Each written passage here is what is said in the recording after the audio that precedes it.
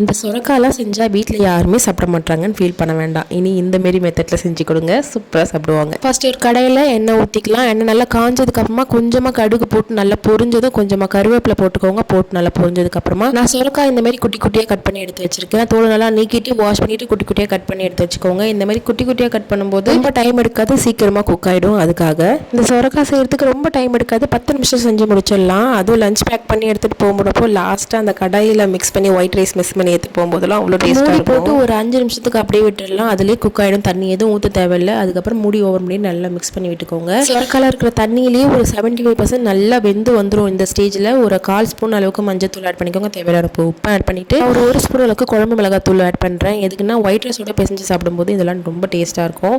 உங்களுக்கு வேணும்னா இந்த டைமில் போட்டுக்கோங்க, இல்லைனா குழம்பு மிளகாய் தூள் நீங்கள் ஸ்கிப் பண்ணிக்கலாம். இதெல்லாம் ஒரு ராஸ்மெல் போகிற அளவுக்கு நல்லா வதங்கட்டும். சைட் பை சைடில் ஒரு மிக்ஸி ஜாரில் ஒரு கைப்பிடி அளவுக்கு நிலக்கடலை எடுத்துக்கோங்க. அது கூடவே காரத்துக்கு 2 காஞ்ச மிளகாய் போட்டுட்டு இந்த மாதிரி கொரகொரப்பாக அரைச்சி எடுத்து வச்சுக்கோங்க. இப்போ சொரக்காய் நல்லா வெந்து ரெடியாக இருக்குது. இந்த ஸ்டேஜில் நம்ம அரைச்சி வச்சிருக்க பவுடரையும் ஆட் பண்ணி நல்லா மிக்ஸ் பண்ணி விட்டுக்கோங்க.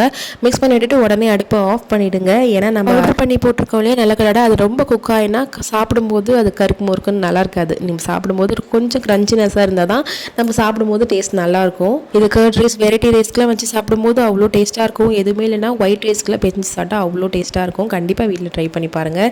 இது பிடிக்காதவங்க கூட கேட்டு வாங்கி சாப்பிடுவாங்க. வீடியோ பிடிச்சிருந்தா லைக் பண்ணுங்கள், சேனலை மறக்காமல் சப்ஸ்கிரைப் பண்ணுங்கள். நெக்ஸ்ட் ஒரு வீடியோவில் பார்க்கலாம்.